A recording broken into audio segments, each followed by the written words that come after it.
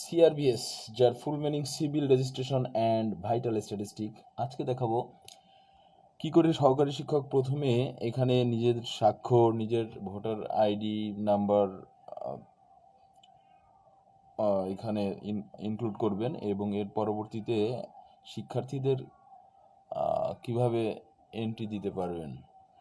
প্রথমে আমরা সিআরবিএস ডিপি কপবিডি লিখে সার্চ দেব এবং এখানে লগ ইন করবো। আমাদের আইপিইএমআইএস সফটওয়্যারে যে মোবাইল নাম্বারটা ব্যবহার করছি এবং যে পাসওয়ার্ড দিয়ে সেখানে লগ ইন করার পরে এইরকম একটা ড্যাশবোর্ড আমরা দেখতে পাবো। এরকম চলে আসবে সহকারী শিক্ষক দক্ষতা উপজেলা সদর সরকারি প্রাথমিক বিদ্যালয়। এই ড্যাশবোর্ডে এখানে ক্লিক করলে করতে পারেন। ক্লিক করলে দেখবেন নিচে কতগুলো সাব মেনুতে কতগুলো অপশন রয়েছে। সেখান থেকে আমরা প্রথমে শিক্ষকের স্বাক্ষরে যাব। শিক্ষকের স্বাক্ষরে গিয়ে এইখানে যেহেতু আমি আগে লগ ইন করা ছিল এবং আমার এই স্বাক্ষরগুলো আপলোড করা ছিল, যেমন শিক্ষকের জাতীয় পরিচয়পত্র নং, এটা আমার এখানে আমার নিজে লিখে দিতে হয়েছে। আর এই যে এস এম নাফিউদ্দিন, এইটা আইপিইএমআইএস সফটওয়্যারই সরাসরি এখানে ওকে নিয়ে চলে এসেছে। ইংরেজি নামটা নিজের লিখে দিতে হয়, মোবাইল নাম্বারটা আবার লিখে দিতে হবে। এখানে শিক্ষকের স্বাক্ষর আপনারা এটাকে স্ক্যান করে নিলে সবচেয়ে ভালো দেখায়, সুন্দর দেখায়। এরপরে সেভ অপশনে সেভ করলে শিক্ষকের স্বাক্ষর হয়ে গেলে এই কাজটুকু শেষ করার পরে আপনি যতগুলো আপনার শিক্ষার্থী এন্ট্রি করবেন তখন তাদের নামের পিছনে আপনার নাম, আপনি যে এন্ট্রি করছেন সেই তথ্য আজীবন থাকবে ওই স্টুডেন্টের প্রাথমিক পর্যায়ের প্রোফাইলে। এখন আমরা নতুন একজন শিক্ষার্থীকে এন্ট্রি করে দেখাবো। তাহলে আমাদের এখান থেকে এই যে অপশনগুলো আছে সেখান থেকে আমরা শিক্ষার্থী ম্যানেজমেন্টে যাব। এখানে ক্লিক করলাম। এখন শিক্ষার্থী নিবন্ধন, আমরা যেহেতু একদম নতুন শিক্ষার্থী নিবন্ধন করব, আমরা পূর্বে তাকে আমাদের কোথাও ছিল না, তাই আমরা এখানে একদম নতুন শিক্ষার্থী নিবন্ধনে এখানে চলে যাব। এখানে চলে গেলে আমরা এখানে অধ্যয়নরত শ্রেণী, সেই শিক্ষার্থীর অধ্যয়নরত শ্রেণী আমরা দিয়ে দেব। আমি যে শিক্ষার্থী দেবো সে দ্বিতীয় শ্রেণীতে পড়ে, দ্বিতীয় শ্রেণী দিয়ে দিলাম। শাখা নির্বাচন করব, শাখা আমাদের প্রযোজ্য নাই, রোল নম্বর দিয়ে দিলাম 9। তারপরে বাংলা ভার্সন। জন্ম নিবন্ধন আমাদের এখানে এন্ট্রি করতে হবে। শিক্ষার্থীর জন্ম নিবন্ধনটা দেখে নিই। 201671948340 এবং এইখানে জন্ম তারিখ দিতে হবে। জন্ম তারিখটা আপনাকে ওই যে ডিরেক্ট লিখে দেবেন 23/4/2016। আবার পিছনে 7 চলে আসছে, আমরা কেটে দিই। এখন এটা লিখে সার্চ দেবো। এই উপবৃত্তির সফটওয়্যারের মতো এখানে ক্লিক করলে কাজ হবে না, এই ডেটটা এভাবে লিখে দিতে হবে। আমরা এখন সার্চ দিলাম। সার্চ দিলে শিক্ষার্থীর নাম চলে এসেছে, পিতামাতার নাম চলে এসেছে। প্রতিবন্ধকতা এখানে সমস্যা নাই। কাব স্কাউটের সদস্য কি না, ছোট শিক্ষার্থী, এখনও কাব স্কাউটের সদস্য কার্যক্রমের নেই। শিক্ষাবর্ষ 2024 দিয়ে দিলাম। এখন রক্তের গ্রুপ আমার জানা নেই, আমি দিলাম না রক্তের গ্রুপ। জেলা নির্বাচন করি, জন্মস্থান জেলা। জন্মস্থান জেলা খুলনা, আমার জানা আছে, আমি খুলনা এখানে দিয়ে দেবো। এই সাতক্ষীরা হয়ে গেছে, নো, এখানে খুলনা, এই যে খুলনা সিলেক্ট করে দিলাম। এখন জেন্ডার, আমার যে শিক্ষার্থী তার নাম উম্মে সালমা এবং মেয়ে। জাতীয়তা বাংলাদেশি। ধর্মটা নির্বাচন করতে হবে, সে যে ধর্মের অনুসারী, ইসলাম। এখন এখানে একটা অপশন আছে, এই অপশনটা ক্ষুদ্র নিগোষ্ঠী কিনা। যদি সে নিগোষ্ঠী হয় তাহলে আমরা এখান থেকে ওইটা ক্লিক করে এখান থেকে আমরা চাকমা, মারমা, সাঁওতাল এগুলো সিলেক্ট করতাম। যেহেতু আমাদের শিক্ষার্থী ইসলাম ধর্মের অনুসারী, সে ক্ষুদ্র নিগোষ্ঠী নয়, তাই এখানে আমরা কোনো কাজ করব না। এখন শিক্ষার্থীর ছবি আমাকে ব্রাউজ করে এখানে আনতে হবে। এখন এখানে ব্রাউজ অপশনে ক্লিক করে আমি ছবিটা অনেক আগেই এখানে নিয়ে রেখেছিলাম, এই যে আমি সিলেক্ট করে নিয়ে আসলাম। এই যে আমার শিক্ষার্থী স্কুলের থেকেই আমি ছবি তুলেছিলাম। এখন তার বর্তমান ঠিকানা খুলনা, পূরণ করে যাই। তারপরে আছে বিভাগও খুলনা, উপজেলা সেটা তেরোখাদা, এই যে তেরোখাদা দিয়ে দিলাম। কই তেরোখাদা গেল কই, ফুলতলা, খুলনা সদর, এখানে একটু স্ক্রল করে নিই। তেরোখাদা, এই যে পেয়ে গেছি তেরোখাদা। তেরোখাদা দিয়ে দিলাম। ইউনিয়ন, ইউনিয়ন হচ্ছে বারাসাত। ওয়ার্ড নং, দেখি ইউনিয়নটা আর একবার দেখে নিই যাতে ভুল না হয়। তেরোখাদা ইউনিয়ন পরিষদ, তাহলে এখানে তেরোখাদা দিতে হবে, বারাসাত ইউনিয়ন পরিষদ দিলে ভুল হয়ে যাবে। এই তথ্যগুলো অথেন্টিক দেওয়ার চেষ্টা করতে হবে। 5 নং, এখানে 5 দিয়ে দিলাম। গ্রাম, আমি আগে তেরোখাদা লিখছি, এই যে ক্লিক করলে চলে আসতেছে, আর লেখা লাগছে না, তেরোখাদা দিয়ে দিলাম। আবার তেরোখাদা দিয়ে দিলাম। ডাকঘর তেরোখাদা, ডাকঘর কোড নম্বর 9230। এই যে এখন এই বর্তমান ঠিকানা তার এইটা, এখন স্থায়ী ঠিকানাও সেম, তাই আমি এখানে ক্লিক করে দুটাই এক করে দেব। আর যদি স্থায়ী ঠিকানা ভিন্ন হয়, বর্তমান ঠিকানা ভিন্ন হয়, তাহলে আমাকে পুনরায় আবার এই স্থায়ী ঠিকানার সাপেক্ষে এই ঘরগুলো স্থায়ীভাবে পূরণ করতে হবে। এই যে আমি পূরণ করে দিলাম, ব্যাস। সেম জিনিস, যেহেতু ঝামেলা কম, লেখা কম। এখন আমাদের এই পৃষ্ঠা হয়ে গেল। এখন পরবর্তী ধাপে যাব আমরা। এই যে ক্লিক করলাম পরবর্তী ধাপ, তখন এবার একটু উপরের দিকে আসি। পরবর্তী ধাপে এখন মাতার জন্ম তারিখ। এখন আমরা ভোটার আইডি কার্ড দেখব। ভোটার আইডি কার্ড অনুসারে মাতার জন্ম তারিখ দিয়ে দেব।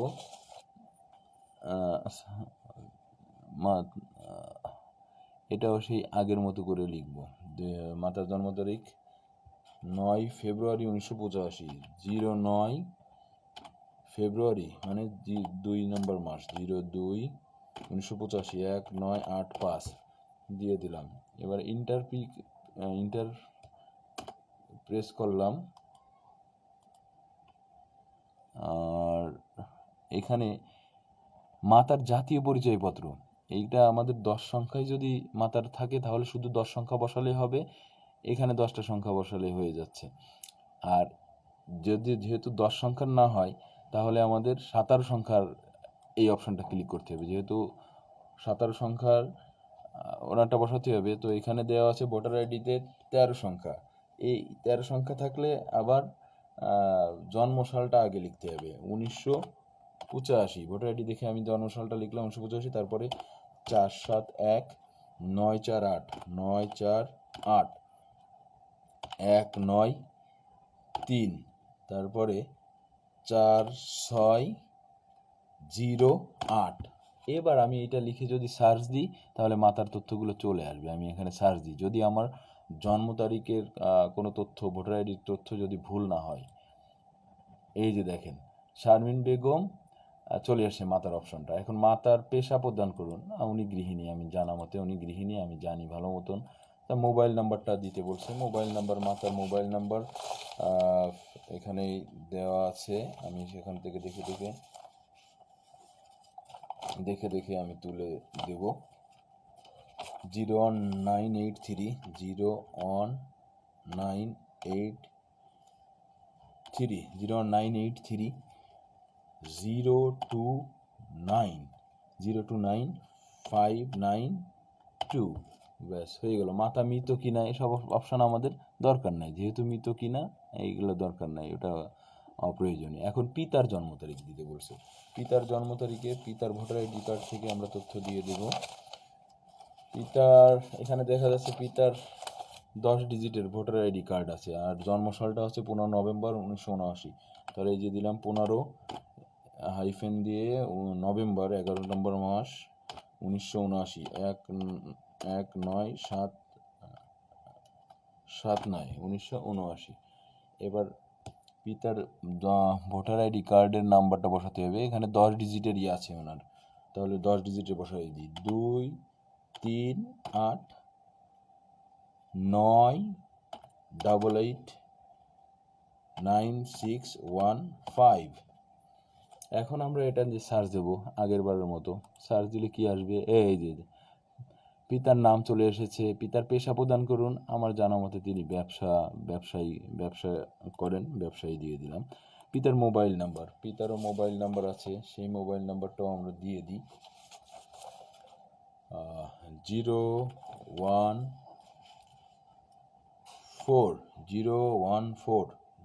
00 60 12 14 এই অপশানটা আমাদের পূর্ণ হয়ে গেল। তাহলে পিতামাতার তথ্যের অপশান আমাদের পরিপূর্ণ হয়ে গেল। এখানে বাকি আর একটা অপশান আছে অভিভাবক পিতা মাতার অবর্তমানে। তাহলে ওই যে 2 অপশান বাদ দিয়ে যে পিতামাতা যদি না থাকে তাহলে অভিভাবকের জন্ম তারিখ, ভোটার আইডি দিয়ে এখানে অভিভাবকের নাম, অভিভাবকের সাথে সম্পর্ক এগুলো নির্বাচন করে দিলে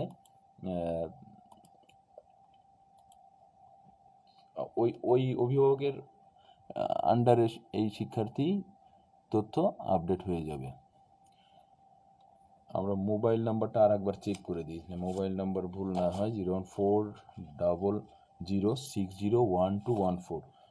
আর এই তথ্যগুলো অথেন্টিক দেওয়ার চেষ্টা করতে হবে, কোনো ভুল করা যাবে না।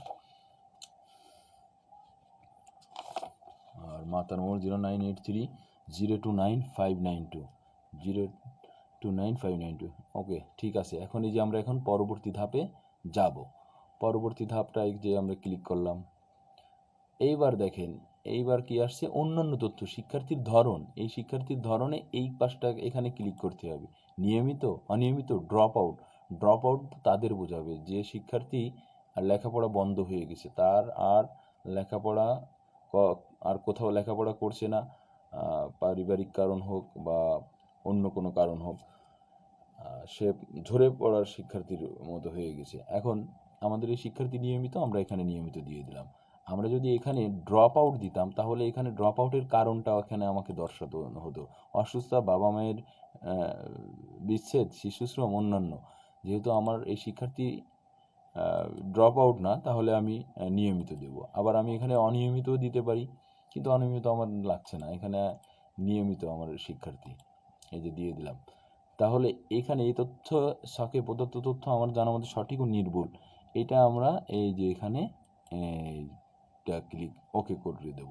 ওকে করে দিলে দেখেন এইখানে নিচেরগুলো পূর্ববর্তী সেভ করুন, প্রতিবেদন দেখুন, বন্ধ করুন, রিসেট করুন। এখন সেভ করুন, এটা সেভ করলে এই শিক্ষার্থীর তথ্য সেভ হয়ে যাবে। আমরা তাহলে আমাদের পরবর্তী কাজ এই যে সেভ করুন ক্লিক করলাম, সেভ হয়ে গেল, সফলভাবে হালনাগাদ করা হয়ে গেছে।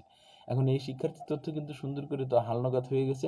এখন আমরা যদি প্রেরণ করি, আমি সহকারী শিক্ষক হিসেবে এটাকে হালনাগাদ করেছি, সো এটা প্রেরণ করলে আমার বিদ্যালয়ের প্রধান শিক্ষকের আইডিতে চলে যাবে। তাহলে আমি এটাকে প্রেরণই করে দিই, তথ্য হালনাগাদ হয়ে গেছে, আমি এই যে প্রেরণ করে দিলাম। আপনি নিশ্চিত পাঠাতে যাচ্ছেন? হ্যাঁ, আমি পাঠাতে যাচ্ছি। ইয়েস, শিক্ষার্থীর তথ্য সফলভাবে পাঠানো হয়ে গেল।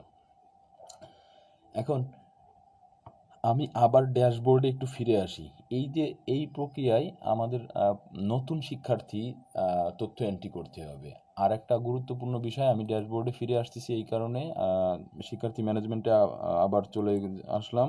এখানে দেখেন শিক্ষার্থীর নিবন্ধন আছে। আমরা একদম নতুন শিক্ষার্থী, যে আমাদের উপবৃত্তির পোর্টালে সফটওয়্যার কখনো এন্ট্রি করা হয় নাই, তাদেরকে ডিরেক্টলি আমরা এভাবে শিক্ষার্থী নিবন্ধন করে ফেলবো। আর অনিবন্ধিত শিক্ষার্থী তালিকা দেখেন, নিবন্ধিত শিক্ষার্থী তালিকা, শিক্ষার্থী তথ্য অনুসন্ধান, আনভেরিফাইড শিক্ষার্থী। এখানে আমরা এই আনভেরিফাইড শিক্ষার্থী নিয়ে আমি একটু বলতে চাই। আনভেরিফাইড শিক্ষার্থীতে যাই। দেখেন আনভেরিফাইড শিক্ষার্থী হচ্ছে কি, আমাদের উপবৃত্তির যে সফটওয়্যারের যে পূর্বের যে সব শিক্ষার্থী ছিল তাদের তথ্য এখানে দেওয়া। তো এখান থেকে এই উপবৃত্তির সফটওয়্যার, এই সিআরবিএস সফটওয়্যার এন্ট্রি করা আছে। এদের ভিতরে দেখেন আমি একটা জনকে দেখছি, এমএসটি মোসাম্মদ মরিয়াম। এই যে দেখেন, এইটা কিন্তু সবুজ বেশি গাঢ় করে দেওয়া, মানে এইটা এন্ট্রি করা হয় না। আর আমার বিদ্যালয়ের অন্যান্য যারা আছে দেখেন, এগুলো কিন্তু বেশি গাঢ় না, গাঢ় সবুজ না। আর এই গাঢ়টা মানে কি, এটাকে আবার এন্ট্রি করা যাবে। এটাও তাই। জুবায়ের মোল্লা, আমি যদি জুবায়ের মোল্লা এখানে এন্ট্রি করতে যাই, এভাবে এখানে তারা অটোমেটিক আপডেট করে রেখেছে। পিএসপি মিস সফটওয়্যারের উপবৃত্তির পোর্টালের যে সকল শিক্ষার্থীদের তথ্য রয়েছে, তারা সেখান থেকে এই সকল শিক্ষার্থীদের এখানে নিয়ে এসেছে। এখন আপনি সরাসরি এখান থেকে আপনার স্কুলের শিক্ষার্থীদের হালনাগাদ করতে পারেন। এটা হালনাগাদ করতে হলে, যে কোনো একজনের হালনাগাদ যদি আমি করতে যাই, তাহলে আমি এখানে এন্ট্রি দিই, এই যে রুকসানা খাতুন। এখন এই রুকসানা খাতুনের এই জন্ম নিবন্ধন নম্বর এইটা, জন্মসাল এইটা। এখন যদি আমি এটাকে সার্চ দিই তাহলে এই যে চলে এসেছে রুকসানা খাতুন। এইটুকু কাজ আমাদের এগিয়ে রেখেছে উপবৃত্তির পোর্টাল। সেখান থেকে সিআরবিএস তথ্য নিয়ে এখানে এনে রেখে দিয়েছে 2024 শিক্ষাবর্ষ। ঠিক এইভাবে করলে ওইখানে যতগুলো শিক্ষার্থী আছে তাদের সুন্দরভাবে আমরা নিবন্ধন করতে পারবো। অনুরূপে আমাদের কাজগুলো করে যেতে হবে। এই হলো আনভেরিফাইড শিক্ষার্থীদের তথ্য থেকে আমরা করতে পারি। এবার আমরা যদি শিক্ষার্থী ম্যানেজমেন্টে আবার যাই, আমাদের নিবন্ধিত শিক্ষার্থী, অনিবন্ধিত শিক্ষার্থী। নিবন্ধিত শিক্ষার্থীর তালিকা যদি আমরা দেখি, এই নিবন্ধিত শিক্ষার্থীর তালিকা থেকে আমরা পাবো যাদের তালিকা নিবন্ধিত হয়েছে। মানে আপনি দেখেন এখানে যদি আমরা ক্লিক করি প্রযোজ্য নয়, এইখানে যারা আছে মোট 72 জন স্টুডেন্ট আছে। তাই 1 থেকে 100 পর্যন্ত ক্লিক করি।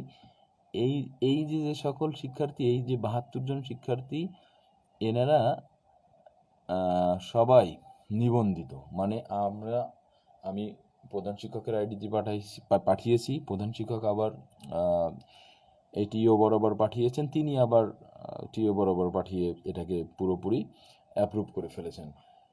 এই গেল হচ্ছে আমাদের নিবন্ধিত শিক্ষার্থীর তালিকা। এখন যদি অনিবন্ধিত শিক্ষার্থীর তালিকা দেখি একটু। অনিবন্ধিত শিক্ষার্থীর তালিকা আমি এর আগে উম্মে সালমা, দেখেন এখানে প্রধান শিক্ষকের অনুমোদনের আগে, এই যে কেবল যাকে আমি করেছি অনিবন্ধিত শিক্ষার্থীর তালিকাতে, কিন্তু উম্মে সালমাকে আমি এখানে পেয়েছি প্রধান শিক্ষকের অনুমোদনের আগে। এর আগেও আমি আর দুইজনকে এন্ট্রি করেছিলাম, রহিমা ও সৈকত মোল্লা। তাদেরকে আবার প্রধান শিক্ষকের আইডি দিয়ে আবার ওনাদের অনুমোদন করে দেওয়া হয়েছিল। এনাদের কিন্তু এটিও বা ইউ এর অনুমোদনের আগে।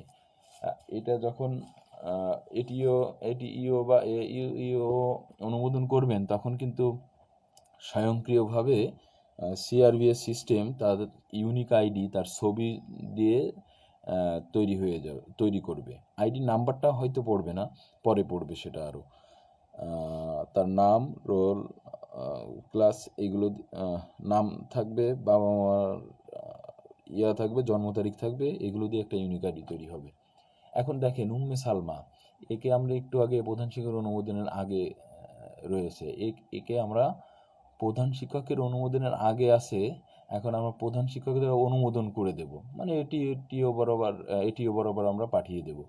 তার জন্য আমি প্রধান শিক্ষকের আইডিতে আমি আগেই একটা ব্রাউজার ওপেন করে রাখছিলাম, গুগল ক্রোমিতে যাচ্ছি, সেখানে আমি যাব। আবার এখানে ড্যাশবোর্ডে দেখতে পাচ্ছি শিক্ষার্থী ম্যানেজমেন্ট, আমি গেলাম শিক্ষার্থী ম্যানেজমেন্ট।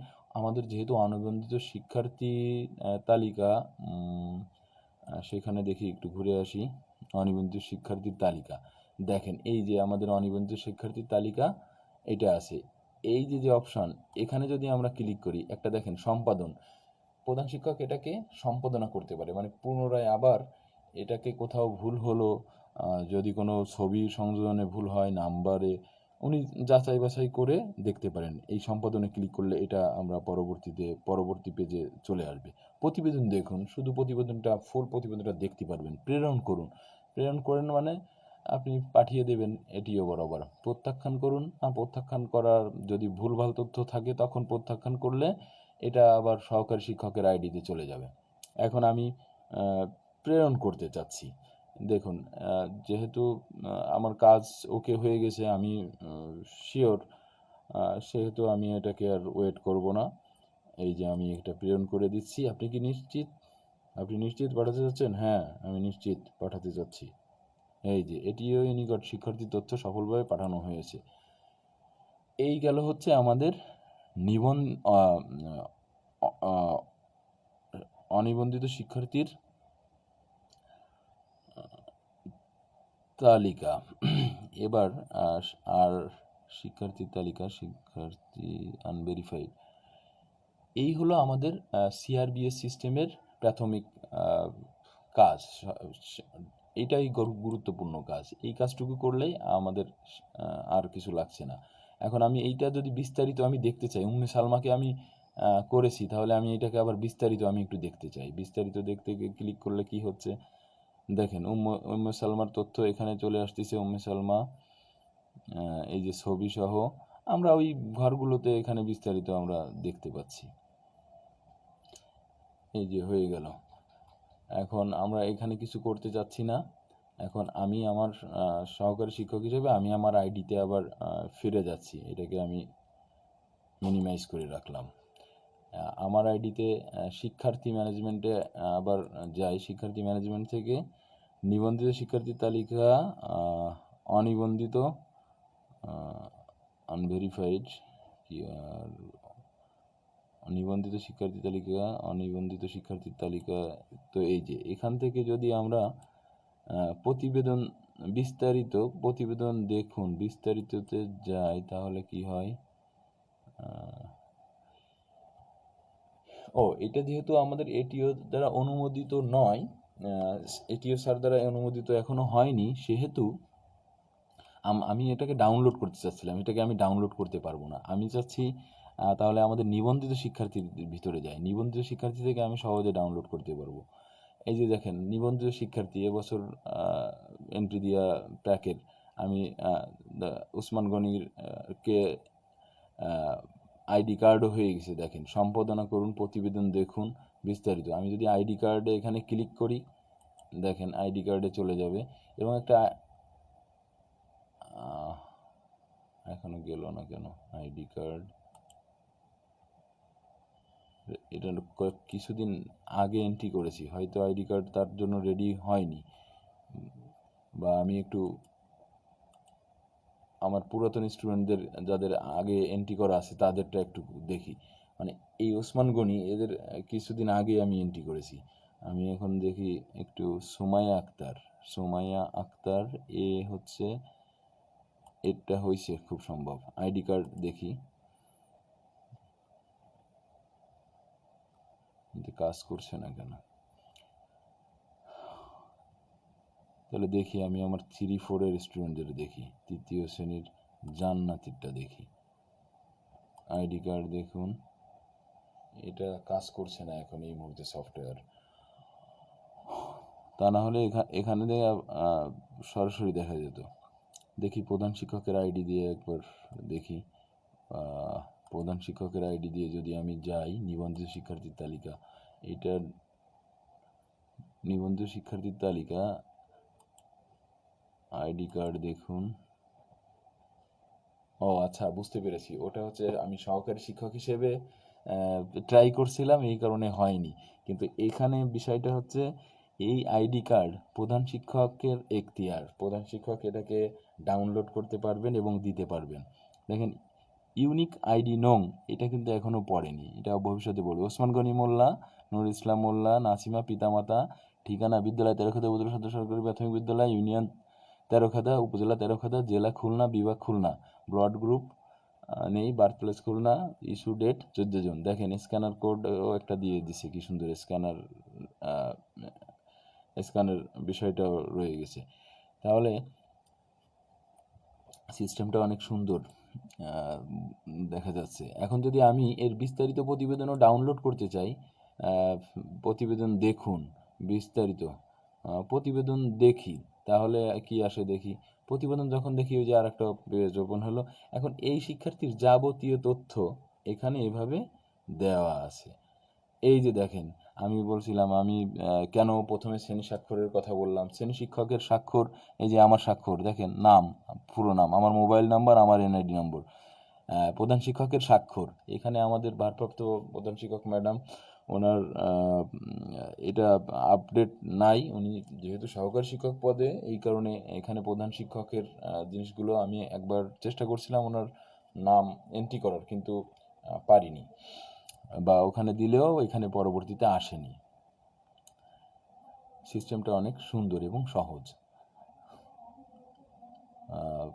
গণপ্রজাতন্ত্রী বাংলাদেশ সরকার, প্রাথমিক শিক্ষা অধিদপ্তর, প্রাথমিক গণশিক্ষা মন্ত্রণালয় কে আসলে অসংখ্য ধন্যবাদ এমন একটা উদ্যোগ নেওয়ার জন্য। এখন আমি যদি এটাকে ডাউনলোড দিই, তাহলে আমি এই যে এই অপশানটা ক্লিক করব। এই তথ্য ডাউনলোড দিলে, এই যে আমি যদি সেভ করতে চাই, তাহলে নাম ওসমান গনি মোল্লা প্রাক দিয়ে সেভ করা যাচ্ছে। তাহলে আমি আমার মন মতো করে সেভ করছি, ওসমান গনি মোল্লা, এটা হচ্ছে প্রাক রোল অন 24 সাল, তাই 24টা দিয়ে দিলাম, রোল অন 2024 দিলেই হলো। এখন এই যে এটা আমি সেভ দিলাম, এটা সেভ হয়ে গেল। ঠিক তেমনিভাবে সরাসরি আবার ওপেন হয়ে গেছে, অ্যাডোবি রিডার পাইলে এমনি ওপেন করে দেয় সেভ করার সাথে সাথে। এটাকে স্কুলের না, যখন কাজ করি তখন ওর বাড়ির ওখানে গিয়ে ছবিটা তুলেছিলাম।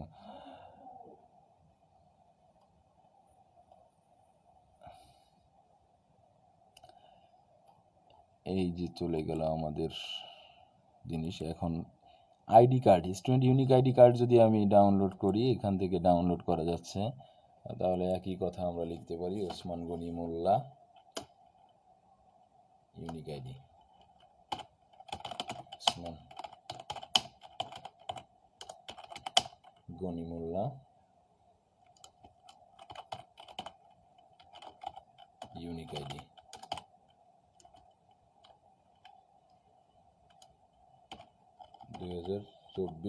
পিডিএফ। তাহলে আমাদের এই কাজটুকুই মূলত করতে হবে। সিআরবিএস এর আমাদের সহকারী শিক্ষক হিসেবে প্রত্যেক শ্রেণী শিক্ষক যদি এই কাজটুকু নিজের দায়িত্বে করে, তাহলে কিন্তু কাজে কোনো লোডই হয় না। তো আজকে আমার এই সিআরবিএস এর প্রশিক্ষণ, আমি সিআরবিএস এর একদিন ব্যাপী আমাদের একটা প্রশিক্ষণ হলো, সেটাও নিলাম। গুরুত্বপূর্ণ কিছু তথ্য শেয়ার করেছে স্যাররা, আমি কিছু জিনিস শিখেছি এবং অজানা কিছু জিনিস আমার শেখা হয়ে গেল। আর এখানে এই সিআরবিএস দিয়ে আমার একটা ভিডিও আমি অনেক আগে করছিলাম, যে কি করে শিক্ষার্থী ট্রান্সফার করা হয় সেটাও দেখিয়েছিলাম। তো আমি বলবো যে আমাদের যে প্রশিক্ষণ হলো আজকে, এই প্রশিক্ষণ সার্থক। আমরা আমাদের কাজগুলো আরও সুন্দর ভাবে নিষ্ঠার সাথে করতে পারবো। আশা করি আমার এই ভিডিও দেখার পরে আমাদের ব্যাচে যারা করেছেন, যারা না বুঝেন তারাও, যারা একটু কম বুঝেন তারাও সুন্দর করে বুঝতে পারবেন। আপনাদের সকলকে ধন্যবাদ জানিয়ে আমি আমার ভিডিও আজকে এই পর্যন্ত শেষ করছি। আশা করি আমাদের যে কাজটুকু লাগবে সেই সমস্ত ছোটোখাটো ভিডিও দিয়ে আমি চেষ্টা করব যাতে সবাই সঠিকভাবে কাজটুকু সম্পাদনা করতে পারি। তাহলে খুদা হাফেজ।